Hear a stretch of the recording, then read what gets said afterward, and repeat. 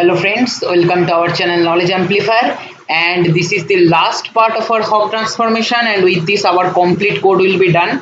So just recall what we have done till now. We have just understood, first of all we have read one image circuit.tif, which is this one, and after that what we have done, we have rotated that, okay, and we have got this image, and after that we have detected the edges, okay, on which we will apply Hog transformation, this one, and then we have used HOUGH to get the Hog matrix. Along with that, it has given us the theta range and rho range. We have plotted that, okay.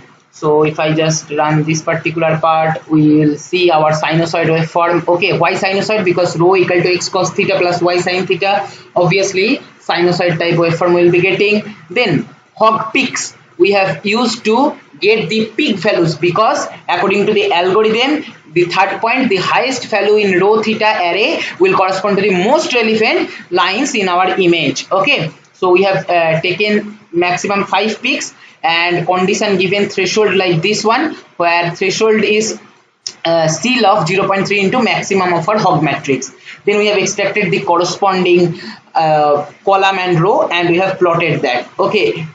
S indicates square box color white color square box it will make, okay. Here you can see white color square box it formed, and the last line to plot the lines which we have achieved in our original image. So for that the inbuilt function is Hog lines, okay. BW, give your image, that is this one, okay, this edge detected one, okay. So we are giving the edge detected image. Then T is my theta range, R is my rho range, P is the peak, okay, which you can see 5 cross 2. Then fill gap 5. What this fill gap 5 will do, if you just open the method documentation of Hog lines and go to the name value pair, you will be getting going here, fill gap, distance between two line segment associated with the same Hog transform being specified as a positive real scalar, okay. When distance between two line segment is lesser than this value, then they will merge, these Hog lines will merge those two lines, okay. So this is kind of giving us the idea that what is the distance must have in between two lines, okay, in our output image. If it is lesser than 5, Hog transform will merge those. And mean length 7, okay, minimum length of our detected line, that should be 7, okay. You can check here in the documentation, mean length also will be getting minimum line length specified as positive real scalar. Hog lines discard lines that are shorter than the value specified. If any line having value lesser than this mean length, it will discard, okay.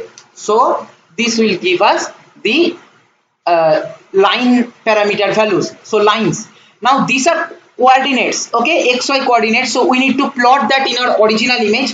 So figure IMSO ROTI, that is rotated image, which is original one we have taken, hold on, to plot all the lines on the same image.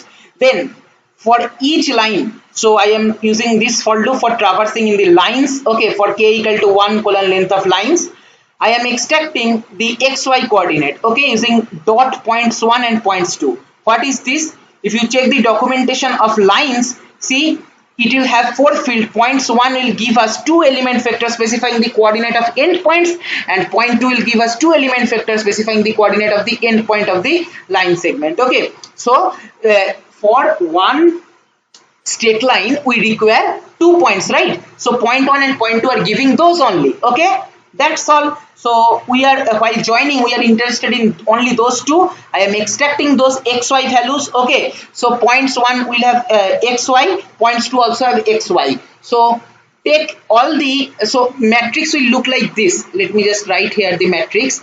So this is x1, then x2, x1 then y1, that is line coordinate for point 1, then with semicolon I am writing x2 then y2, because line of k dot point 2, right?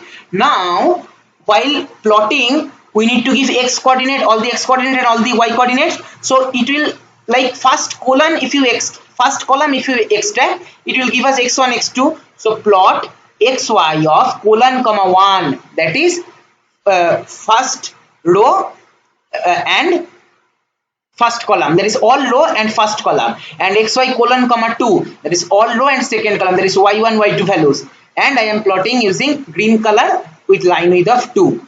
And if I just remove this particular part and run this, see how beautifully our lines will be detected. Okay, see here, based on the threshold, based on the minimum length of the line, and based on this parameter, this one, fill gap. Okay, based on majorly these three parameters, we are detecting lines present in our original image, and you can see how beautifully our Hawk transformation has done this. Okay, now practical application, what is that? So I hope you have understood the code first. Okay, implement in MATLAB, take that how I have taken from documentation and understand line by line, apply that. If you have any doubt, you can ask in the comment section. Okay, try to decode each line of the code. And what is the possible application of this? Possible application is self-driving car. Okay, in the self-driving car, each camera will take image each time, so the side part, okay, to extreme boundary of the road must be detected properly. That lens will be detected using Hawk transformation easily. So in computer vision and image processing, this is very important algorithm. I hope you have understood the theory. The MATLAB implementation itself is provided by our MathWorks documentation. Okay, we can take that and apply in our real-time project, because this will be bit tedious and difficult if I start the Hawk transformation coding from the scratch. Okay, so better to use inbuilt function and apply that, because as an engineer we must apply and know the application area, and we should apply in the optimized way. Okay, so this is all for my this video. Thank you for watching.